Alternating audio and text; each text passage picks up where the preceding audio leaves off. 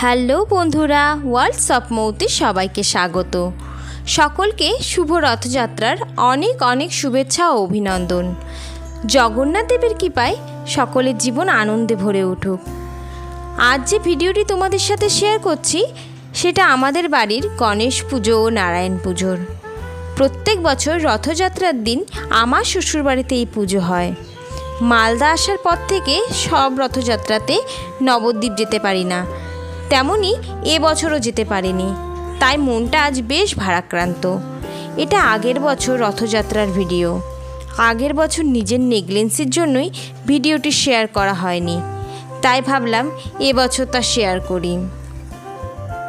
ওদিকে মা ও জেঠিমাকে কিছুটা হেল্প করে আমি চলে এলাম ঘরের ঠাকুরের কাছে।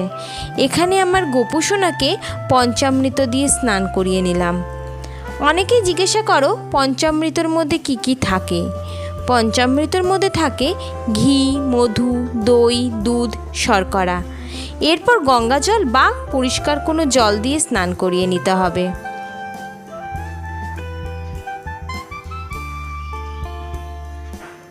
গোপু রেডি হয়ে চলে এসেছে পুজোর কাছে, আর ঠাকুর মশাইও পুজো শুরু করে দিয়েছেন।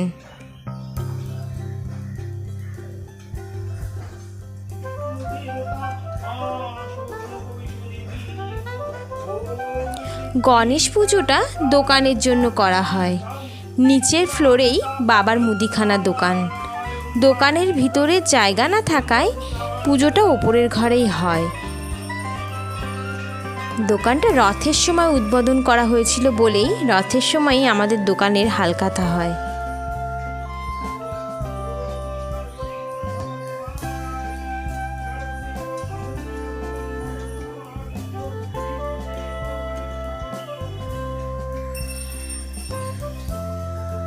চ্যানেলে নতুন হলে অবশ্যই আমার চ্যানেলটিকে সাবস্ক্রাইব করে দিও, আর ভিডিওটি ভালো লাগলে অবশ্যই লাইক, কমেন্ট এন্ড শেয়ার করো।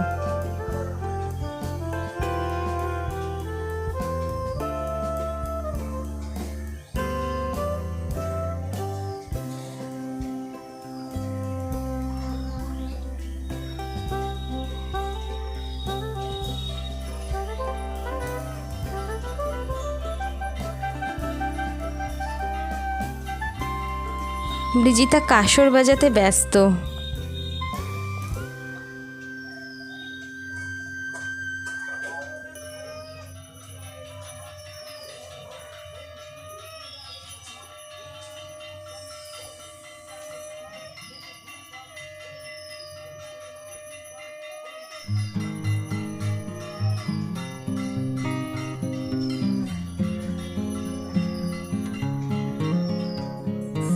দোকানে নতুন খাতা লেখা হচ্ছে।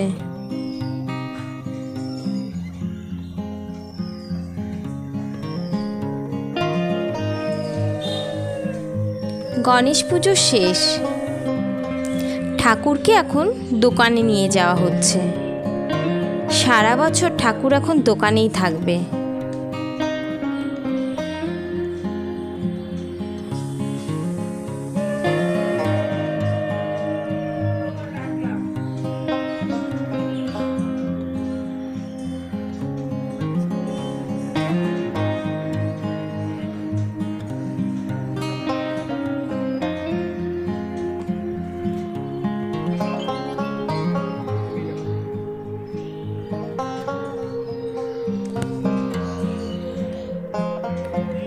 এবার নারায়ণ শিলা পূজা শুরু হলো।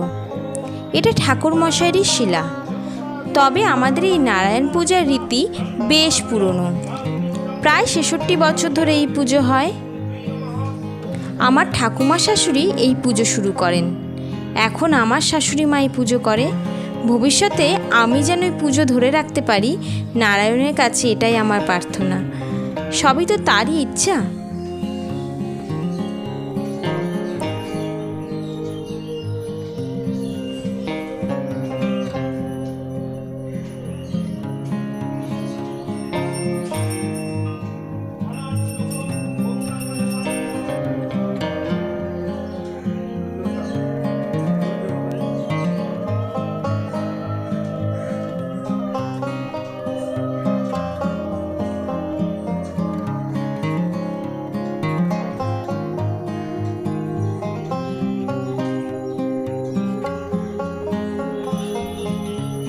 এখন নারায়ণশিলায় আরতি শুরু হলো।